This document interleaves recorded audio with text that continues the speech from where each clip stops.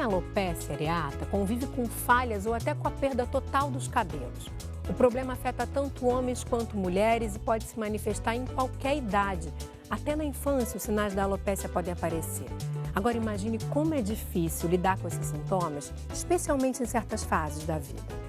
A doença não tem cura e a resposta ao tratamento vai depender do tipo de alopecia areata que se tem. É o que o nosso convidado vai explicar hoje. E você ainda vai conhecer a história de uma mulher que decidiu assumir a falta de cabelo e passou a viver bem com a doença e com a própria imagem. Vale a pena assistir? É agora!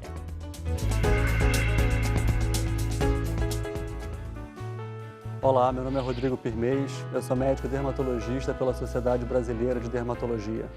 Tudo bem, doutor Rodrigo? Tudo bem. Obrigada pela sua presença aqui hoje. Obrigado pelo convite, é um prazer estar aqui hoje. Prazer é nosso. Vamos começar entendendo a diferença da alopecia areata para os outros tipos de alopecia, porque quando a gente fala em alopecia, o pessoal pensa muito em calvície, né? Que é a alopecia androgenética, mas que é outra coisa. Exatamente, né? Quando um paciente alguém já falou para ele que ele tem alopecia, ou ele viu na internet o que é alopecia, quando, para a gente que estuda, para o dermatologista, alopecia só quer dizer que a pessoa tem um problema no cabelo, que o cabelo vai cair. Existem vários tipos de alopecia, né? A mais comum que a gente encontra, que a maioria dos homens vai ter algum dia, é a alopecia androgenética, que é a calvície. Tá? 80% dos homens com 80 anos de idade vão ter algum grau de calvície. Tá? Mas isso é completamente diferente da alopecia areata. Porque as causas são diferentes, As né? causas são diferentes, o tratamento é diferente. Na calvície você tem um componente genético importante, você tem a questão hormonal, da sensibilidade ao hormônio masculino. A alopecia areata é completamente diferente. E aqui a gente está falando só de duas alopécias, porque existem inúmeras outras. E o que causa, então, a alopecia areata, já que não tem esse componente como no caso da calvície? Então, na alopecia areata existe uma inflamação ao redor do bulbo do cabelo, tá? Então, a gente considera a alopecia areata como se fosse uma doença autoimune, porque existe uma inflamação que é o próprio organismo que vai causar.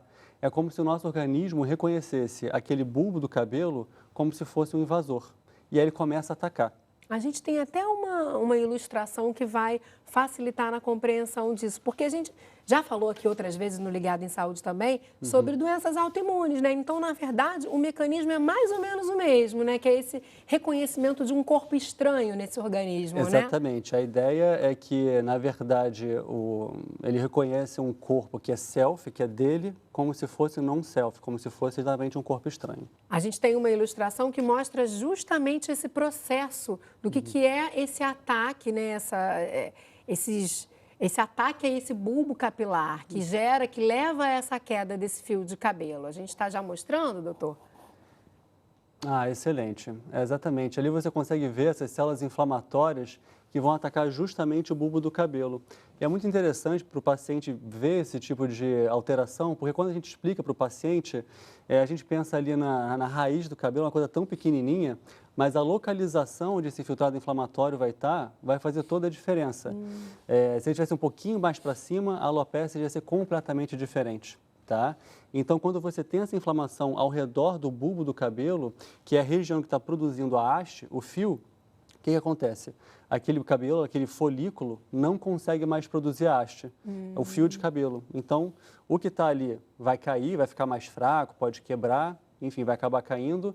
E depois que ele cai, se aquela inflamação permanecer naquele local, aquele folículo não consegue produzir um novo fio de cabelo. Isso vai variar muito em cada caso, né? Tanto que a gente tem manifestações diferentes de alopecia areata. A gente tem uma outra ilustração que mostra um pouco como é que esses tipos de alopecia se apresentam, porque não é sempre da mesma forma, né? Isso que a gente viu ali desse ataque a esse bulbo capilar, né, provocado pelo sistema imunológico, ele pode acontecer apenas em algumas regiões do cabelo, que é o que a gente vai mostrar ali. Doutor Rodrigo, eu quero que você comente para a gente quais são os tipos mais comuns mesmo dessa doença. Sim. A gente tem, olha, ali do lado esquerdo da tela, um tipo de falha, né? E do lado direito, outro tipo de falha da alopecia areata. Exatamente. A alopecia areata, a maioria dos casos vai aparecer como uma falha de cabelo, tá? Uma falha no couro cabeludo, uma ou mais, né? Que a alopecia areata em placas. Então, até 75% dos pacientes, em média, eles vão apresentar esse tipo de alopécia. Que é o mais comum, então. Exatamente, é o mais comum. Normalmente, muitas vezes, os pacientes não percebem, é quando eles vão no cabeleireiro, no barbeiro, eles falam, você está com uma falha aqui, está sem cabelo. E aí o paciente vai procurar o dermatologista para poder fazer o diagnóstico. Mas essa é a apresentação mais comum. Que aparece também na barba, né, que a gente está vendo ali. Exatamente. Aí pode aparecer também tanto no couro cabeludo como na barba. São os locais mais comuns. Mas você pode ter uma falha dessa em qualquer lugar do corpo, na verdade. No braço, na perna, pode acontecer. E do lado direito a gente tem um outro tipo de apresentação, que é essa queda em faixas, é Exatamente. isso? Essa alopecia areata, ela pode ter algumas apresentações um pouquinho mais específicas. Essa alopecia areata na região occipital, nessa região de trás do pescoço, é a alopecia areata em faixa, que tem um nome diferente, que a gente dá o nome de ofiásica. Esses pacientes, por alguma peculiaridade deles, eles apresentam essa queda em faixa na região posterior, que pode estar associado com outras placas também, mas quando eles têm esse tipo de queda de cabelo, já é um sinal para a gente, né, para os dermatologistas, que o tratamento dele pode ser um pouquinho mais desafiador, tá? É um paciente que vai apresentar uma resposta terapêutica um pouquinho mais difícil.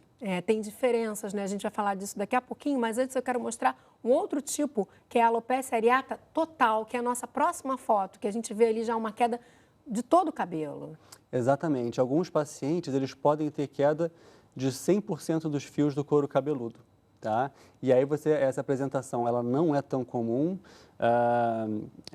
acontece em mais ou menos 5, 10% dos pacientes junto com a universal, né, que a gente deve comentar mais para frente, mas lembrando que isso é uma minoria dos casos e não é porque o paciente vai ter uma alopecia em placas que ele vai necessariamente evoluir para total. Né? São apresentações distintas. E você já citou a alopecia universal, que seria a universal queda é quando você perde 100% dos pelos do corpo, tá? E aí é um paciente que, enfim, ele pode começar perdendo no couro cabeludo e evoluir para universal, ou começar com universal desde o começo, perdendo todos os pelos do corpo. E o prognóstico, né, o que vai acontecer em cada um desses casos, varia muito, varia de acordo com o caso, também de pessoa para pessoa, mesmo que elas tenham o mesmo caso? Exatamente. O mesmo tipo? A gente sabe que os pacientes que têm alopecia areata em placas, eles têm um prognóstico bem melhor, ou seja, eles vão responder muito melhor ao tratamento. Tá? Então, e além disso, a gente sabe que 50% desses pacientes, mesmo sem tratamento, vão repilar, ou seja, vão ter os cabelos de volta dentro do período de 1 ano, né? É claro que a gente não precisa esperar isso acontecer para decidir se vai tratar, a gente pode começar a tratar antes. Já os pacientes que perdem todos os cabelos do couro cabeludo e do corpo, é um sinal de que é uma doença um pouco mais intensa e que esse paciente vai ter um tratamento mais desafiador. Muitas vezes a gente vai ter que lançar mão de mais de um tipo de tratamento, de medicações sistêmicas. Existem diversas opções, mas é um paciente que a gente tem em mente, que a gente conversa desde o início, que o período de tratamento pode ser um pouquinho mais prolongado. E é muito importante, né, doutor Rodrigo, a gente deixar bem claro que essa doença não é contagiosa, né? Acho que isso é uma mensagem importante para a gente deixar aqui e que qualquer um pode ter, né, em qualquer fase da vida. Exatamente, qualquer pessoa pode ter, existe claro, uma predisposição genética, se o paciente tem um membro na família com alopecia areata ou com outras doenças autoimunes, a chance é um pouco aumentada quando você compara com a população de maneira geral. Agora, a alopecia areata ela pode começar em qualquer fase da vida, mas mais ou menos 20% dos pacientes, eles são pacientes pediátricos e a gente sabe que até 60% dos pacientes vão ter alopecia areata antes dos 20 anos de idade, né, o primeiro episódio. Mas ela pode começar em qualquer fase, pode começar com 40, 50, 60 anos. E normalmente ela é desencadeada por algum fator? Olha, nem sempre, mas alguns pacientes notam que quando eles podem ficar, de repente, um pouco mais estressados, ou se eles tiveram algum impacto emocional na vida deles, ou mesmo de saúde, tiveram uma pneumonia, ou ficaram internados, um apendicite, e isso desencadear o episódio. Em dermatologia, a gente tem várias doenças que os pacientes notam isso, né, de algum estresse externo desencadear a doença. É importante falar que não é que vai causar a doença, mas vai servir como um gatilho. Vai mas disparar os sintomas, né? Exatamente. Seria o mais correto da gente falar. Exatamente.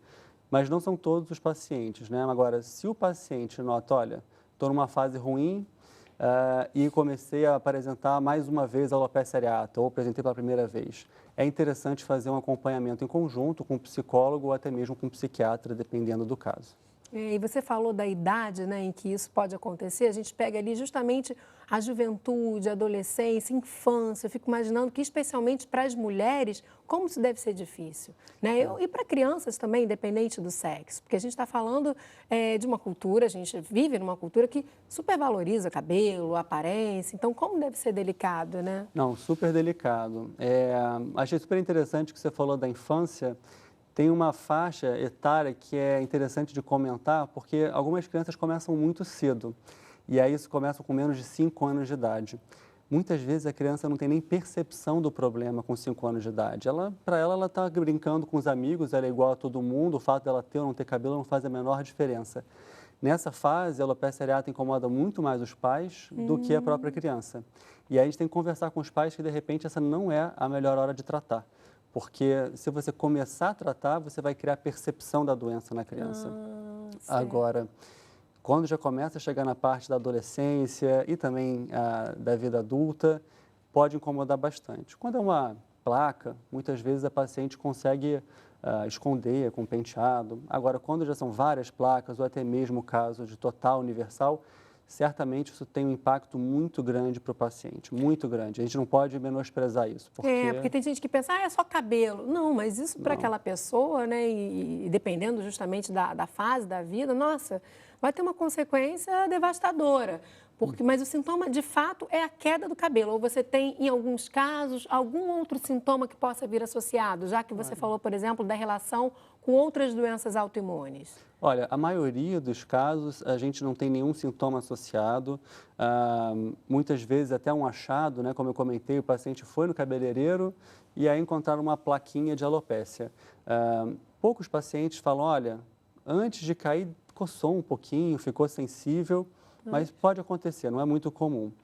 E alguns pacientes, normalmente que têm doença mais intensa, mais extensa, eles podem ter alteração nas unhas também.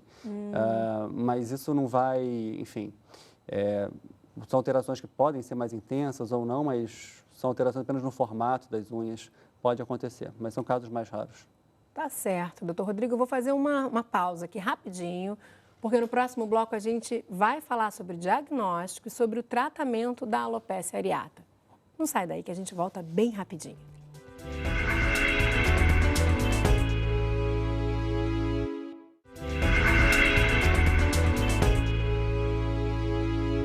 Hoje a conversa é sobre a alopecia areata, doença que provoca queda de cabelos na cabeça e em outras áreas do corpo. O dermatologista Rodrigo Pirmez é quem está aqui com a gente, falando sobre esse assunto, né, Rodrigo? E é um problema que é muito comum na população? A gente não falou muito disso no primeiro bloco. Olha, não é raro, chega até a ser bem comum. Existem alguns estudos de prevalência, né? A frequência da alopecia areata, tem um estudo nos Estados Unidos, foi estimada em mais ou menos 1 a 2 pessoas a cada 1000. Quando a gente pega isso em larga escala, a gente tem muitos pacientes com alopecia areata. Então, não é incomum você conhecer alguém, não, eu conheço alguém que tem uma falha no cabelo e tal. E também, normalmente, a gente, quando é uma falha só, as pessoas escondem, né? Escondem e, às vezes, nem buscam o diagnóstico, né? Nem ficam sabendo do que se trata, né? É comum as pessoas, enfim, não procurarem, mas ressalto aqui que é sempre importante, porque a alopecia areata não é a única doença que causa queda de cabelo ou uma falha no cabelo, né? Existem outras doenças infecciosas, como a sífilis, por exemplo, ou algumas micoses do couro cabeludo, que podem causar queda de cabelo com falhas. Então, tem que saber do que se trata, né? E como é que faz isso? É com o dermatologista mesmo, mas tem algum exame específico ou o diagnóstico é clínico? Exatamente. O dermatologista é o melhor médico, né, que é especializado na pele, nos cabelos e nas unhas, para fazer esse diagnóstico. Normalmente, o diagnóstico clínico, né, ou seja, você examinando o paciente, a apresentação costuma ser bem típica. Um exame que a gente faz para auxiliar nesse diagnóstico é a tricoscopia. A tricoscopia é como se fosse uma microscopia de superfície. A gente encosta uma lente especial na pele do paciente e a gente consegue ver com essa lente alterações nos fios que vão sugerir o diagnóstico. Então, só com o exame, com a tricoscopia, muitas vezes a gente consegue fechar esse diagnóstico. Na verdade, na maioria das vezes. E claro, tem aqueles pacientes que o diagnóstico pode ser um pouquinho mais difícil, uma apresentação atípica, e aí a gente pode lançar mão de uma biópsia, né? Que é um procedimento que é feito no consultório mesmo, nesses casos de alopécia, não tem grande dificuldade, mas normalmente só com o diagnóstico clínico, a tricoscopia, você já fecha esse diagnóstico. E a partir do diagnóstico, vem aí a oferta, a sugestão, né, desse médico do tratamento. Você já disse para a gente no primeiro bloco que na infância, né, não é tão necessário, se isso não estiver incomodando a criança, a gente pode postergar isso para ir para uma idade mais avançada. Exatamente. Mas por quê? Esses tratamentos, de uma forma geral, eles são dolorosos? Eles trazem algum tipo de efeito colateral? Olha, existem vários tipos de tratamento para a alopecia areata. Existem vários fatores que a gente vai considerar. Então, o tratamento de cada paciente vai ser moldado para ele. Alguns fatores que são importantes, como você mencionou, é a idade. Quando o paciente é muito novo, não tem nem percepção da doença, a gente deixa quieto, espera um pouquinho. A criança, normalmente, não gosta muito de injeção, né, agulhada. Um dos tratamentos que a gente pode fazer, e que é um dos mais eficazes para a alopecia areata em placa, são as aplicações de corticoide intralesional local, dose baixa, que normalmente tem resultado maravilhoso, o paciente repila super rápido. Que é direto no couro cabeludo, onde existem as falhas. Exatamente, é uma das possibilidades, junto com alguns cremes e loções que a gente pode fazer também. Mas isso seria para o resto da vida, assim, ou enquanto os sintomas estiverem sendo apresentados? A gente trata o episódio. Quando o paciente tem um episódio, tem uma placa de alopecia areata, a gente trata aquela placa e o paciente, o cabelo cresce. E aí o paciente, ok, vai ficar bem. Isso não quer dizer que a gente vai ter uma melhora para sempre. A gente não cura a alopecia areata. Pode ser que o paciente daqui a um mês, um ano, 10 anos, tenha um novo episódio. E também não tem como saber depois de quanto tempo, então, que ele vai precisar, né, de uma nova aplicação. Não tem como saber. A gente normalmente faz uma aplicação, reavalia o paciente depois de um mês e meio, e avalia se precisa de outra aplicação. E aí a gente vai acompanhando esse paciente. Mas isso, enfim, quando a alopecia areata é mais localizada e tal. A gente tem que levar em consideração também pacientes idosos, é outra coisa importante, porque são pacientes mais frágeis, né? Então, a gente não pode fazer medicações muito agressivas, paciente que já usa muitos remédios, pode ter interação medicamentosa, então a gente tem que tomar cuidado com isso também, tá? E quando o paciente tem alopecia areata em placa, a gente pode fazer essas aplicações e creme. Agora, quando você tem um quadro mais extenso, que você perde todos os cabelos, normalmente você tem que utilizar uma medicação sistêmica, algum comprimido que vá mexer com essa imunidade que está desregulada. E aí talvez possa acontecer algum tipo de efeito colateral? Isso também tem um outro lado, digamos, esse tratamento? Qualquer medicação pode ter efeito colateral, né? Se você for ler a bula de qualquer medicação, você vai ficar assustado. Quando a gente prescreve a medicação, é porque a gente acredita que, naquele caso, o paciente tem muito mais chance de ter um benefício do que um malefício. É claro que o paciente precisa da orientação do acompanhamento, porque a gente prescreve a medicação, o paciente não vai embora e não volta mais. Ele tem que vir para fazer exames, para ser acompanhado, porque no primeiro sinal de que possa estar acontecendo alguma coisa, a gente troca aquela medicação. Então, é tudo feito de uma maneira muito segura. Eu perguntei isso porque existem casos também, né, de pessoas que optam por não tratar. E ok também, né? A gente falou um pouquinho disso anteriormente. A gente tem uma história dessas agora, Rodrigo, que é a história da Lola. Ela tem 36 anos e ela tomou essa decisão. Vamos ver? Vamos conhecer. Eu nasci com alopecia, daí conforme eu fui crescendo eu sempre tive falhas. Eu tinha cabelo. Cheguei até a ter cabelo aqui, assim, mas eu sempre tive falhas.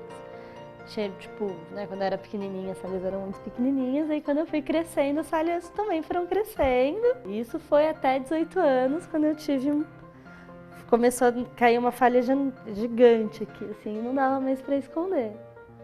Aí eu raspei a cabeça e comecei esse processo de entender, não parei o tratamento. Continuei, a mãe conseguiu me arrastar ainda para uns tratamentos terríveis nessa fase, assim, jovem adulta, até que eu falei, não dá mais. Na época eu tinha um namorado que virou para mim e falou, olha, eu te acho linda, acho que se assumir, entender quem você é, te faz mais forte, te torna mais bonita. Começou aí todo um percurso que não foi rápido, não foi da noite pro dia, de entender, de me assumir careca, de sair na rua careca, de mandar as pessoas pastarem quando me perguntam por que eu não tenho cabelo. Quando comecei a ilustrar, desenhar bonequinhas, eu desenhava uma bonequinha que tinha um cabelinho, tipo da Luluzinha. E uma amiga veio falar pra mim, acho que podia acontecer coisas com essa bonequinha, ela podia ficar careca, e pra mim aquilo foi um choque. Como que eu ia fazer isso com a coitada da minha bonequinha, tirar o cabelo da minha bonequinha? Mas foi quando eu fui começar a entender que representação importava. Que não era só eu me aceitar careca, tem um monte de menina, um monte de mulher, um monte de criança que tem essa dificuldade de se aceitar porque não tem nenhuma referência. Ser mulher é muito mais do que usar um brinco, usar maquiagem, ter cabelo, usar saia, né? Ser mulher é um conjunto de coisas. E eu nunca me achei menos feminina, nem na época que eu tinha vontade de não sair de casa. Nunca achei que isso era um problema. Eu super me acho, assim, é uma coisa muito engraçada de alguém virar pra mim e falar: nossa, você é muito bonita. Eu sei, obrigada.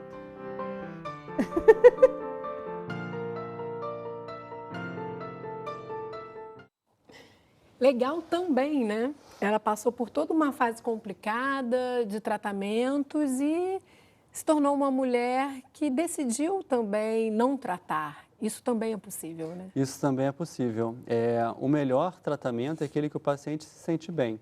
E não existe uma receita de bolo, né? Ninguém pode chegar para você e falar, não, você tem que crescer o seu cabelo, não, você tem que ficar careca, ou você tem que usar lenço, ou você tem que usar peruca. Isso depende do paciente, é como ele se sente melhor.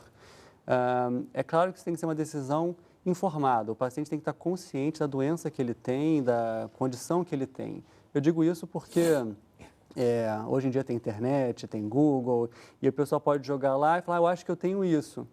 Mas existem outras causas de queda de cabelo, algumas causas que podem estar associadas a doenças sistêmicas, então é sempre interessante fazer o diagnóstico, conversar com o dermatologista, ter noção do que você tem e aí depois tomar essa decisão. Agora, essa decisão, ela vai, de repente, inviabilizar depois um desejo futuro em retomar esse tratamento? É o tipo de doença que se você não começa cedo, isso depois você não consegue resgatar? Não, de jeito nenhum. Cabelo? A alopecia areata é um tipo de alopecia que a gente chama de não cicatricial. E aí a gente volta naquele quadro que eu te falei, super interessante saber aonde que está essa inflamação ali no cabelo. Pelo fato de ela atacar o bulbo, o cabelo não é destruído, o folículo não é destruído. Então, se um dia o paciente falar, não, eu quero voltar a tentar, eu quero tentar o tratamento de novo, aquele paciente ele pode começar e não vai ter prejuízo no prognóstico dele. Tá? Ele tem chance de repilar de novo. Então, às vezes, um paciente que está com um tratamento mais prolongado, já tentou um remédio, tentou outro, vai falar, estou cansado, eu quero descansar um pouco, não tem problema, pode descansar e aí depois volta. Claro, tem que informar o médico o que está acontecendo para ver se tem que fazer algum ajuste ali. Muitas medicações não podem ser interrompidas de uma vez só. Tem que fazer aí um desmame, que a gente chama. Tá certo. E quando você falou de tratamento, a gente não falou, por exemplo, de nenhum tipo de implante. A gente sabe que em casos de alopecia androgenética, né, a famosa calvície, você tem a opção do implante. Nesses casos, o implante não é viável. Nesses casos, o implante não é interessante, porque primeiro que o paciente tem que ter uma área doadora quando vai fazer o implante. Né? Nesses pacientes que perdem todo o cabelo, você não tem uma área doadora. Mas, além disso, o mais importante, se você tirar o cabelo de um lugar e colocar no outro, ele pode cair, porque a alopecia areata vai atacar aquele folículo. Então, normalmente, na alopecia areata, o implante não é uma opção terapêutica como seria na calvície, né? Na alopecia androgenética. Tá certo.